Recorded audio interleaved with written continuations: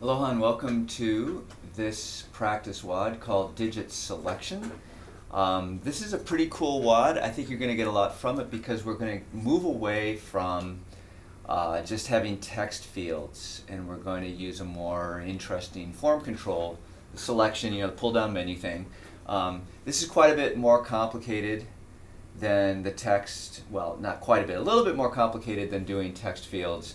The good news is that once you kind of understand how we do this, you can add most any kind of standard HTML form controller, and using the examples from the play example form, you can get it working, and also doing the fluent Lennium tasks. So this is kind of an end-to-end thing, and it takes a little bit, but not that long. Maybe hopefully 20 minutes we can run through this, and you can see how it works.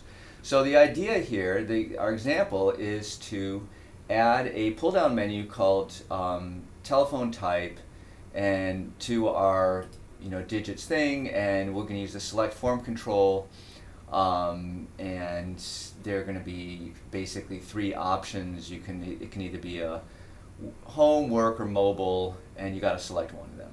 Okay. And then of course, prior to starting this WOD, make sure you've merged your branches back into master. So again, as I always say, you should be having some kind of network diagram that looks like that. And I think we're ready to go. Okay, so let's start the timer. And we're going to create a branch off master called selection 1.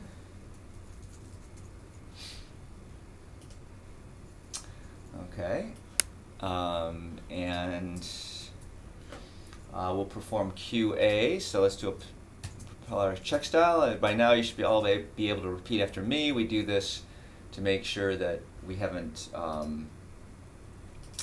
that there's no pre-existing errors when we start working on a system for the day, so that therefore we know any errors that we introduce are errors that we introduced that day and weren't already there before, because it's tremendously irritating to work for hours on a problem and then discover it wasn't even you that made a mistake.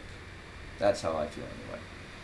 Okay, so we run our test cases, and the test cases pass, so anything that fails now is our fault. Okay? We're going to update new context to use @select. Okay? And we're going to invoke the @select template within our view to produce a telephone type pull down list after the telephone text field. Okay, so that's what this little guy here is going to be. And then we'll add a telephone type map parameter to our new context valid HTML template. Okay, so so the first thing is, well, let's go into our new contact form. And again, you're going to more and more you're going to learn to really like this play example form template system that I created, because it has samples of not only does it have these Bootstrap 3 templates for doing form controls in Bootstrap 3, but it also has example uses of it, and it also has example uses of testing it. So there's a lot of decent code here for you to kind of cut and paste. So here's an example of using the select form, and so we'll just take that out of play example form and paste it right in here. And what we'll notice is, of course, student form is wrong. We have to call this contact form, and GPA is wrong. It should be telephone type, and label I think is supposed to be telephone type. And then, according to our instructions, this should be telephone type map. And you may be wondering what that means, but we'll get to, hopefully by the end of this WOD you'll understand exactly. And then the is multiple is false. That's because this select template can be used to either do single selection, just a regular pull down list, or multi-selection lists. And we're just going to do a single selection. And help, we don't need no help. Heck, we don't provide help any other places, so, user, you're on your own if you can't figure out how to do a pull-down list. Okay, so that's the select, and then here's the interesting thing. Now we've got to add a telephone type map parameter, which is going to be a map of string to Boolean. Okay? And so the idea here is that we're going to pass in an object, which is going to be then passed on into this selection field via this parameter here, and we haven't compiled this yet. This is why we're getting these red things. And the idea is that this map is going to have keys, which are all the possible valid values. When you press the select, when you press the pull down menu, these strings are what is going to show up in that field. Okay, and then secondly, the Boolean is going to be true in only one place in this map, and that's in the case of a single selection list, and that indicates the string or the option that was actually selected. Okay, so we're going to use this map both to communicate down into this form whether or not one of these values or any of these values should be initially selected when we display it, as well as when the user posts data back to the server. This map will contain the strings, all the strings that were there, plus the actual value that was set to be true by the user, or selected by the user, I should say. Okay, so that's how this thing actually works. Okay, now unfortunately there's a little bit of stuff we have to do to kind of make that general design pattern work out in practice, and so I've given you some indications of what we have to do. So we're going to create this utility class called telephone types, and it's going to be in the form data package.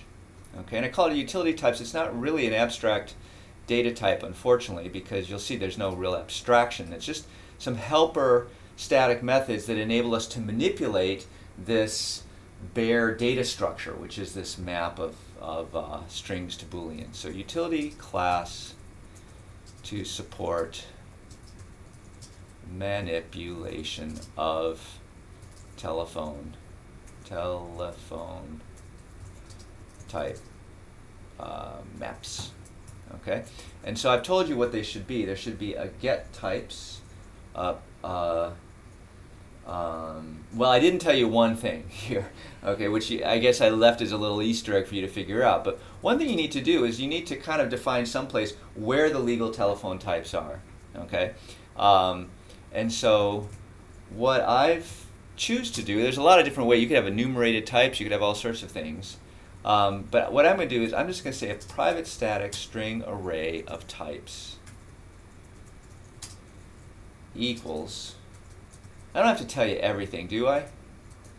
I don't know. Sometimes I feel like I'm giving you too many hints in these instructions, but at the same time, you are just trying to figure this out for the first time. So anyway, that's going to be, we're going to have this little internal data structure that says these are the strings that are allowed. And then given that, we want to have a public static method that returns a map string Boolean, and it's going to be called getTypes, and this is supposed to it's option return to get our import correct. Okay, so this is supposed to return a mapping containing those three strings and Boolean all false. So how do we do that? Well, the way we can do that is we can say map string Boolean type map equals new hash map string Boolean, and then we gotta import the hash map, and then we can say for string type in types. Okay, we can say type map dot put, and then type false. Okay, because it's going to initialize it to be false, and then we'll say return type map. So that's how we make ourselves a brand new instance of this mapping. So we might as well Java doc it.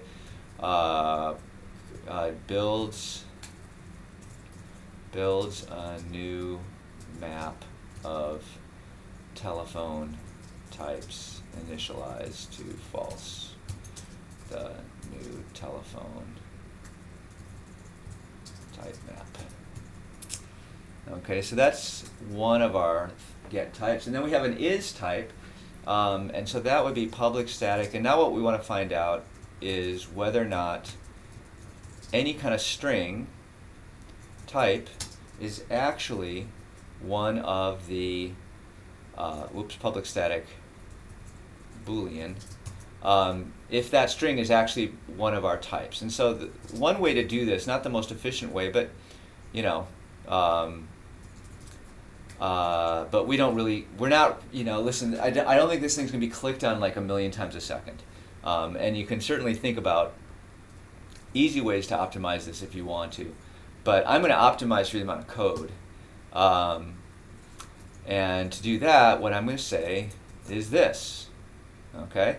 So we're going to construct a new map using the getTypes call, and then we're just going to check to see whether the pass type is one of the keys and return true or false, depending. Okay, so the extra overhead of implementing this in a one-liner that's really easily understood is we build a new one of these each time that gets thrown away immediately within that method. So we'll just hope that our garbage collector totally rocks and that this is never the bottleneck for the application. If it turns out to be the bottleneck, you should have figured that out through performance profiling, not by kind of preemptively optimizing this to be many more lines of code just because you're worried about creating an object.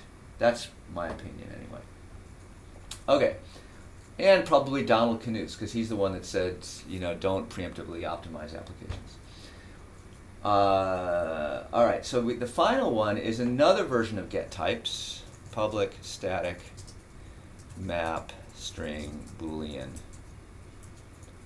getTypes. And this one is going to be just like the first one, except we are going to initialize the map so that the passed in type is set to true rather than false.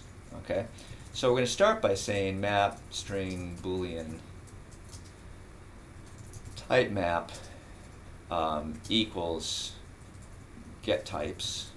Okay, so that creates one of those, and then we're going to say if, and this is, I'll show you why this is important later, but we got to check to make sure that that type is actually one of the legal types. So if is type, yikes. If then we want to say type map dot put type true.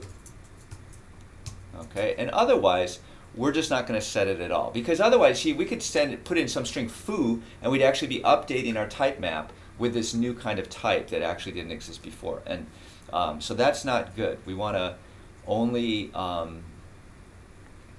only add it in the case that it actually is a valid value, and then we can say return type map. Okay, and then so let's Java doc this one. Creates, well, let's just use the same format. Builds a new map of telephone types where map entry with type is set to true.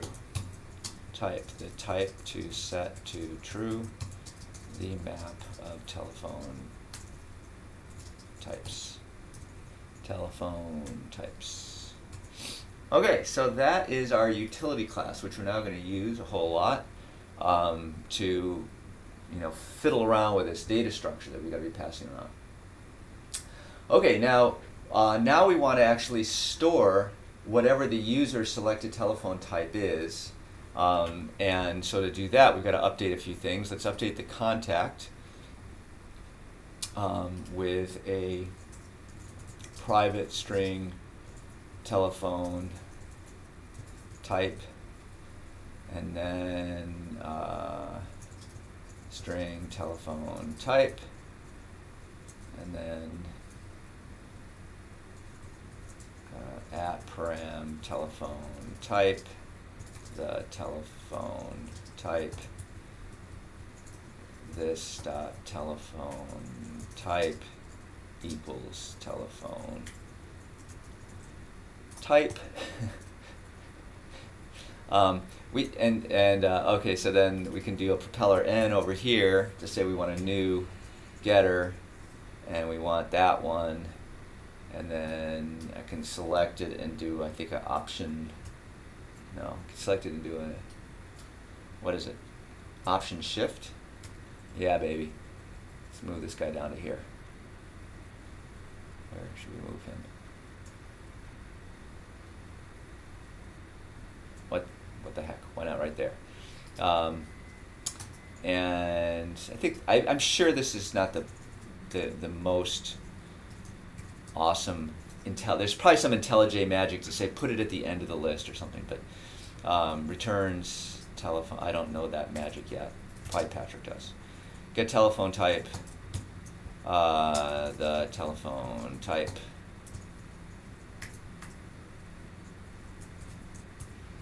Okay. All right, so that's the contact instance. Now we've got a telephone type and a getter for that. So that all looks good. And then also we have to go into contact form data and kind of a similar thing, because this is the back. Remember, this is the backing class for the form. Whoa. So we do need a public field, public string, telephone type. And then when we pass the contact, we're just going to say this dot telephone type equals contact. This is where I love it. Like IntelliJ figures out which of those accessors you want based upon the field you're fiddling with. Okay, whoops, shoots. And then we need to do let's look in contact DB as well, where, we got a contact that we need to pass in form data dot telephone type. Okay, and we look through here, that's basically all that's needed for contact DB. Okay, so all these classes now support a telephone type field, and we've got to add validation for telephone types, so we've got to update the validate method. And so how do we do that? Let's go into contact form data. So what we want to say here is if not telephone types dot is type telephone type. Okay, well in that case we want to errors dot add new validation error telephone type telephone type is invalid. Okay, pretty simple. So just we've got our telephone type string. We check to make sure it's a valid telephone type. If it's not, then we add a validation error. All right, now we move to process telephone types in controller. Update your controller methods, new contact and post contact, to pass a map string boolean representing telephone type to view. Okay, so how do we do that? Let's go to our controller. So here's a place where we need to, our new contact field, which is right here. You can see we've added this new parameter, telephone type map. So we now have to pass that in our render method. But first we got to make one. So let's say map string boolean telephone type map equals telephone types dot get types. Okay, now here's the issue, right? Whoops, let me import. Okay, the issue here is that this is being used both when we have a new contact form data as well as when we have pre-existing contact form data. So sometimes we want to initialize this and sometimes we don't. Okay? In other words, we need to initialize this type map with the value of the telephone type when it actually exists. Okay? And so What's nice about this is that we can say data dot telephone type. Okay? In the case of a new contact form data, that won't have a value. Okay? But that's okay because we only add that value to the type map when it actually is a legal telephone type. Okay? So that's why we, in our get types method, we were checking to make sure this was valid before adding it. So in the case that we've got pre-existing data with a valid telephone type, data.telephone type will be a legal telephone type. That means we'll initialize our telephone type map to the right value, and life is wonderful. In the case of new telephone type map, in the case of new data, this will not be a valid value. This will be null. Okay, and so it won't get added, and so we'll have the default telephone type map, and life will also be wonderful. Okay, so the other thing down here is we have to, again, get the telephone type map, and here, show you a little bit different way to do it. We could have done this way as well, but what I'm going to do is I'm just going to cut and paste this right into here. Okay, so what I'm going to do is I'm going to construct a new type map to pass into this render form, and I'm going to initialize it with the value of the data field. Okay, and while we're at it, we might as well, because we are interested in what this is, why don't we just print out the value of the telephone type when we get valid data, and then we can just check to see that everything's copacetic. Okay, so run your system now to see if telephone types are displayed in the form and if validation works. Okay, that's a good idea. Let's even before that, let's try to compile and make sure once we've built that new contact template that everything works okay. Let's make this a little bigger.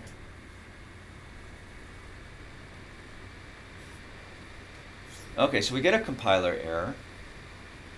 And the compiler error says that the reference to select is ambiguous. It is imported twice in the same scope by import bootstrap 3. Okay, so what's actually happening here, this is an error that you will find on occasion, is that if we go up here, this helper package has a select template, and bootstrap 3 also defines a select template, so it doesn't know which one to use. So the way to resolve this, basically, the easy way to resolve it, is to just qualify our use of select with the package that it's actually using. Okay, so if we do that, and then we do propeller F9 again, let's see what happens.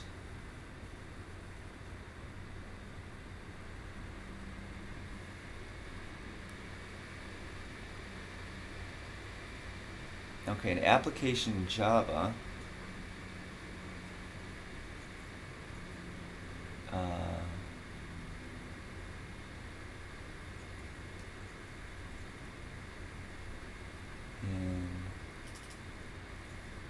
oh shoots.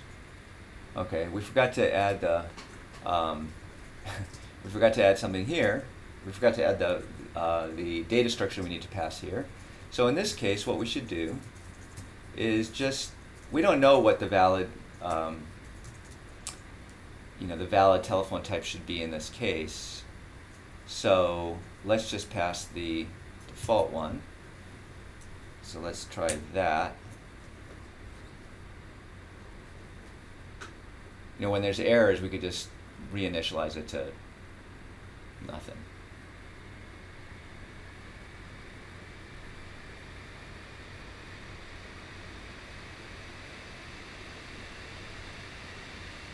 Okay, so now it compiles, and it's a little irritating that it's showing this as still red. The way that I know to try to resolve this, let's see if it works. I'm going to just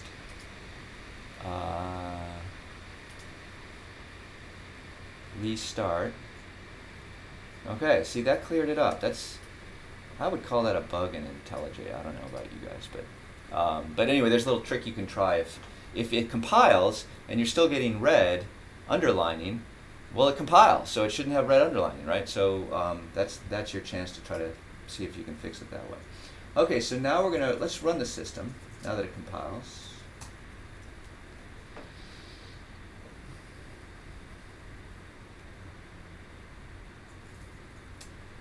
And we'll go here. Let's make this guy smaller. Here now. Okay, so now let's go to home. Okay, then we'll go to new contact. And let's just click add to see what happens. Okay, and we can see good. We're getting validation errors for that field.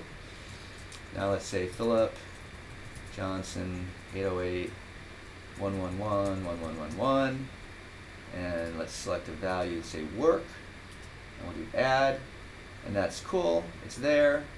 We go to home, and it's almost all good, but we don't actually have that field being displayed yet. So let's add a new column to our output table that lists the phone types. So to do that, we've got to go to index. And so we'll say th type. So we have a new column header, and then we'll do a propeller D to make a new one of these. And then we'll say contact get telephone type. And I think that's all, that seems like all we need to do for that. So let's go back here. Let's click on home again. That's going to restart our system. Oh, and we can see down here that in our data field we've printed out the correct value. So let's now go to new contact. We'll say Philip Johnson 808 111 1111. Telephone type, we'll start with work. We'll say add. Go to home. Looks good. Let's go to edit, work, change to home, add, back to home. It's now home. Okay, so it all looks like it's working good. So the final thing we have to do is to update, the second to final thing is update our integration test to set the telephone type field and check that it's set correctly. Okay, so here's a place where it's really good, again, to go look at the way this is done in the play example form. Okay, because if we go to our integration test, okay, the obvious thing we want to do is say string telephone type equals, say, work, and then we'll pass in a telephone type here, and then we'll pass in a telephone type here. Okay, so that's a good idea. And so on the contact page, create contact, okay, over here, okay, well, we've got to somehow select the telephone type field. And in fact, before we even do that, we've got to pass the darn thing in. String telephone type. I don't know why that doesn't go to the beginning of the line. That's really irritating. At param telephone type, the telephone type. Let's capitalize that. Okay, and so this fill works with text fields. It doesn't actually work with selection fields. We have this more complicated way of selecting a particular telephone field, which looks like this. Okay, so we paste that in, and it wants to import something. Sure, let's do it. So we say that the ID field is supposed to be telephone type. Let's, in fact, just quickly inspect that element to make sure that ID is telephone type. Here it is. See, ID telephone type. Okay, that's good. And then the actual string we want is, of course, this telephone type that we passed in. Okay? So that's how we actually select the particular field. And then in this has contact, again, we want to have the telephone type, and we'll do the same kind of, semi-lame way of checking to make sure the contact's there. We'll just see that that telephone type exists somewhere, which, in our case of our test, we're just adding one thing. That's probably a reasonable way to go, maybe. So let's recompile and make sure that everything is all G. I like recompiling within IntelliJ because I can double click on the errors and go straight to where they are. If I compile over here, then it's harder to get to where I need to be. Even though the Play folks make this big deal about oh, it shows up in the browser, that's so cool, but in reality, I don't know. Okay, so let's go Control C, activator test. Let's see how this works.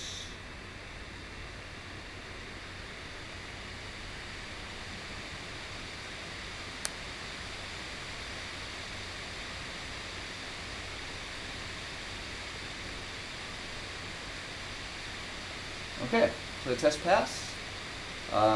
So we still got to make sure that the check style passes. What are the odds that check style is going to not have any errors? I think it's almost vanishingly small. That will fix something. Sure, of course, but only one thing? No, 3 things. Okay, so let's see what we have here. Contact DB line is longer than 120 characters. Okay, well, let's, I guess then, add a new line to that. Index page. Forgot my at param. Do it this way this time. Telephone type, and then missing Java dot. Oh, okay, so that's understandable. So returns true if type is a valid telephone type. The type true if valid. Okay, so given all that, propeller shift I, check style, and okay, no suspicious code found. Oh my goodness, commit the branch.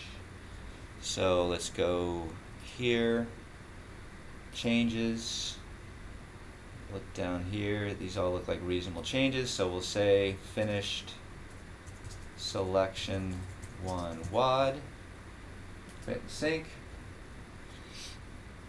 I'm going to have to call this 32 minutes. That's a pretty long WAD. I don't really generally like to have such long WADs, I have to say. But there was a lot going on in this, really. Think about it. We've just added a relatively advanced form. We had to create an auxiliary data structure. We had to update the view. We had to update the controller. We had to update the model. Because ContactDB now has to store one of these things, and then we had to write a test. So there's quite a bit going in. Addition of a form, update controller, update view, update model, update tests. So 31 minutes. 6 minutes for each of those. That's still not really that bad. All things considered. So hope you enjoyed this WAD, and I'll see you next time.